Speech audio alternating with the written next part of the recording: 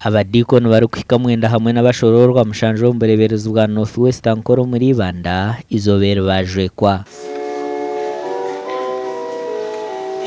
Omukoro gwa ebembero Right Reverend Amos Magezo ry'omureberezi wa Diocese egi kandi ariko bajweka yabahereza obujunanizibwa obwo kugenda kuri se kigambo kya Mukama.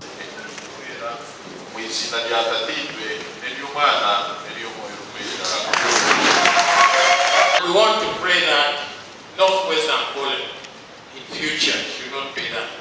So you are called to go and preach the good news. You are not called to go and preach your names. You are preaching the name of Jesus.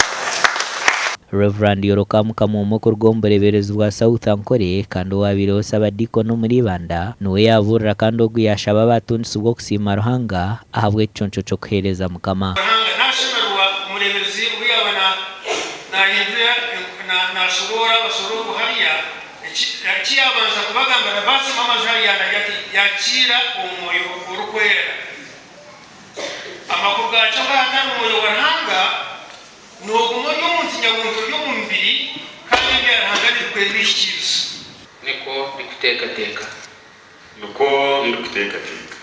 ekanisa yitu ninche numara bakajombeka eby'obulisi ebyamara yawe okusaba nigoro mwena hati n'obureberezi ebisiika birahindukireho tibiguma biri bityo mwena hati tushemereire kwebuuza tugumye egi ninga tuje tombeka endiijo tikubuuza ngambira izoobe.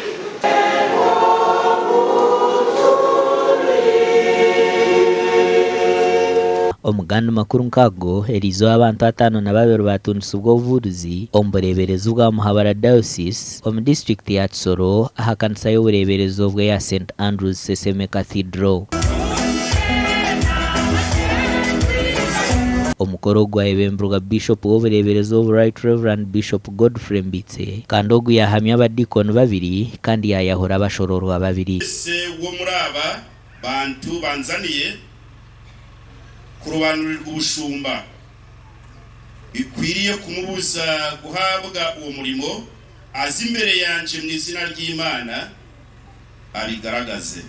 Omubashomesa batunga obushomesa haba harimo n'abishiki babiri. Ijambo twavuzeho my Lord Bishop ni ijambo rya passion. What is your passion in your calling?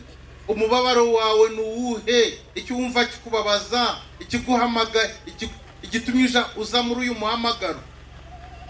Imana yaturemeye gukora nkuko yatubwiye kandi imigisha tuzabona tuzayibonera mu byo dukoze. Ntabwo uzaryama ngo ubone umugisha. Tubwiye ngo bamwe mu gushaka imigisha bagira ngo nibaje barakora urukesho Imana izabasubiza. Bishop yayongera yashabira ababurizo bana hamwe n'abahure babiri abahumira imirimo yabo yo kuhereza mu Diocese egi. Kajana umugisha wo gushimira Benedata Reverend Canon Murindabigwi n'umugore we Reverend turabuguhaye.